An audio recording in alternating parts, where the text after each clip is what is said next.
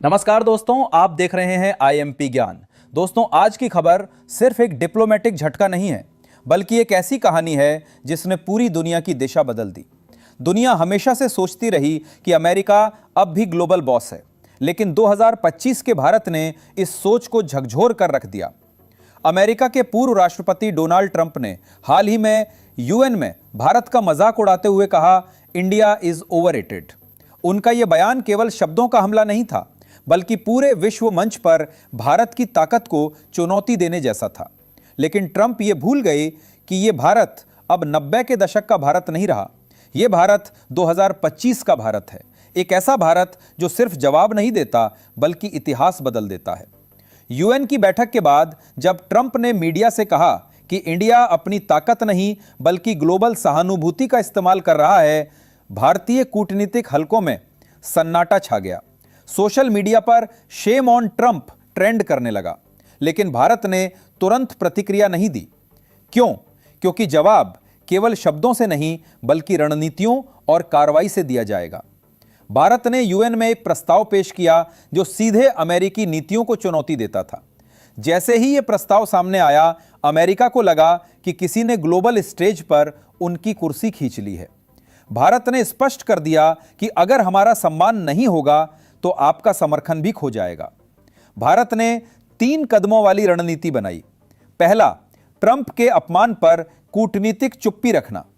दूसरा, एक नया मानवाधिकार प्रस्ताव पेश करना जो अमेरिकी नीतियों पर सीधे सवाल उठाता था।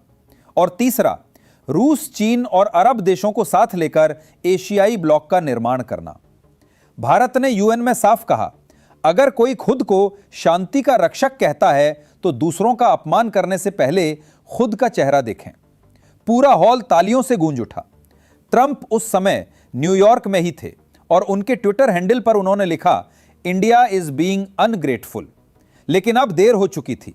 भारत ने पूरी विश्व समुदाय के सामने अपना जवाब दे दिया। भारत को किसी की मंजूरी की जरूरत नहीं थी। हम वो देश हैं जो इतिहास नहीं लिखते, इतिहास बनाते हैं। यही बात सुनते ही यूएन हॉल में स्टैंडिंग ओवेशन हुआ। अमेरिकी प्रतिनिधियों के चेहरे पर सन्नाटा था। भारत ने सीधे जवाब दिया था, बिना किसी आक्रामक शब्द का प्रयोग किए। मीडिया ने इसे लिखा, इंडिया स्लैप्स ट्रंप डिप्लोमेटिकली। इसके बाद ट्रंप ने कहा, India is acting too big for its size. लेकिन अब मामला उनके हाथ से निकल चुका था। भारत की आवाज दुनिया के हर कोने में गूंज रही थी। विदेश मंत्रालय ने बयान जारी किया कि भारत किसी दबाव में नहीं आएगा, सम्मान सबका होना चाहिए, डर किसी का नहीं। यह बयान भारत के हर न्यूज चैनल पर फैल गया। देश भर में लोग कहने लगे, शाबाश भारत, अब डरना नहीं। जब अमेरिकी प्रतिनिधियों ने भारत से समर्थन मांगा, भारत ने बिना किसी बयान के नो वोट दिया। कार्रवाई ने बयान से ज्यादा प्रभाव डाला। भारत का संदेश स्पष्ट था, अगर आप हमें नीचा दिखाओगे, हम आपको पीछे छोड़ देंगे। भारत की नीति ने बाकी देशों को भी झकझोर दिया। फ्रांस, जर्मनी और जापान जैसे देश भारत के समर्थन में आ गए। रूस और चीन पहले से भारत के साथ थे। दुनिया ने पहली बार देखा कि अमेरिका के खिलाफ ग्लोबल कॉन्सेंसस बन रहा था और इसकी अगुवाई भारत कर रहा था। ट्रंप ने दावा किया, India is creating divisions in UN. लेकिन सच्चाई यह थी कि भारत पहली बार यूएन को एकजुट कर रहा था। हर देश चाहता था कि भारत बोले। भारत ने साफ कहा, हम किसी के खिलाफ नहीं हैं, लेकिन सच्चाई के पक्ष में हैं। ट्रंप का अपमान अब भारत की प्रतिष्ठा का कारण बन चुका था।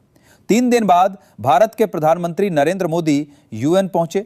हॉल खचाखच भरा हुआ था। मोदी ने कहा, भारत सम्मान चाहता है, वर्चस्व नहीं।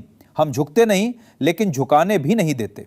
यह लाइन सुनते ही तालियों की गड़गड़ाहट गूंज उठी। मोदी ने आगे कहा, किसी देश का सम्मान उसकी सेना नहीं, उसकी सोच तय करती है और भारत की सोच मानवता की है। ट्रंप का चेहरा उतर गया।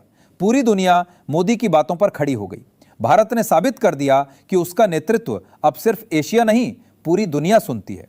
ट्रंप ने तुरंत एक आपात प्रस्ताव पेश किया कि भारत की वीटो स्थिति की समीक्षा होनी चाहिए। भारत ने इस बार कोई बयान नहीं दिया, बल्कि सीधे प्रस्ताव पर वीटो लगा दिया। पूरा हॉल चौंक गया। ट्रंप बोले, दिस इज आउटरेजेस। लेकिन भारत के प्रतिनिधि ने जवाब दिया, दुनिया वन मैन शो नहीं, ग्लोबल पार्टनरशिप से चलेगी। पहली बार किसी एशियाई देश ने अमेरिकी प्रस्ताव पर वीटो लगाया था। रूस, फ्रांस, चीन, यूएई और जापान सभी भारत के साथ आ गए। जर्मनी ने कहा, India has shown courage and this courage is the future.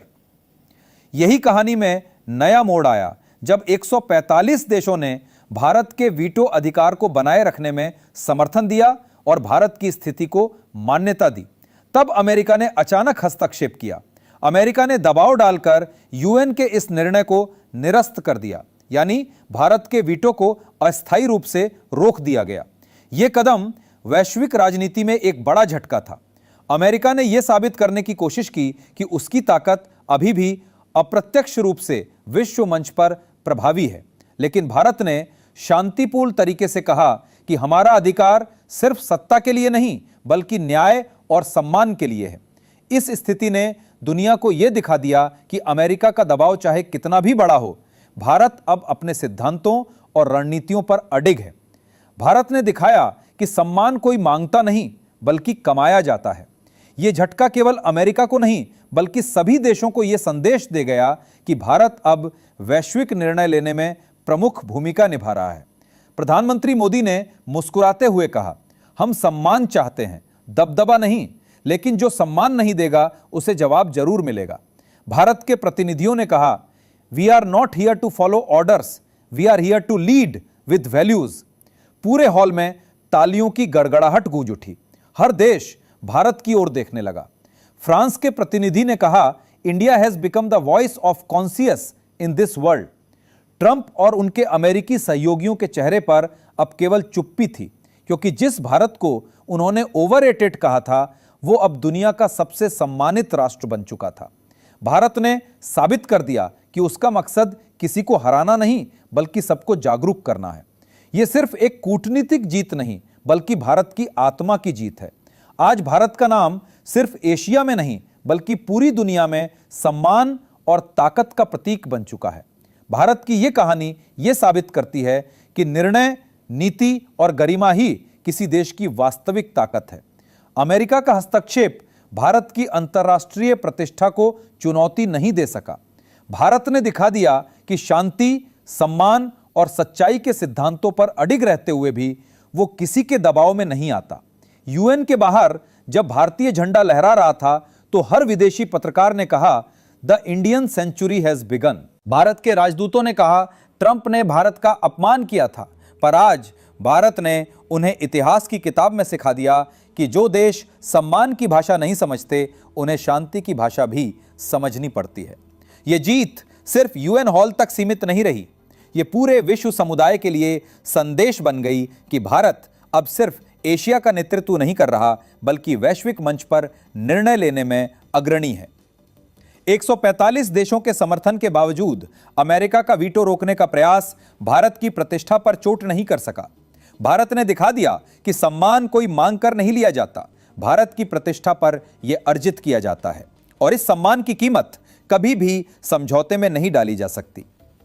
प्रधानमंत्री नरेंद्र मोदी के शब्द, हम सम्मान चाहते हैं, दबदबा नहीं, लेकिन जो सम्मान नहीं देगा उसे जवाब जरूर मिलेगा।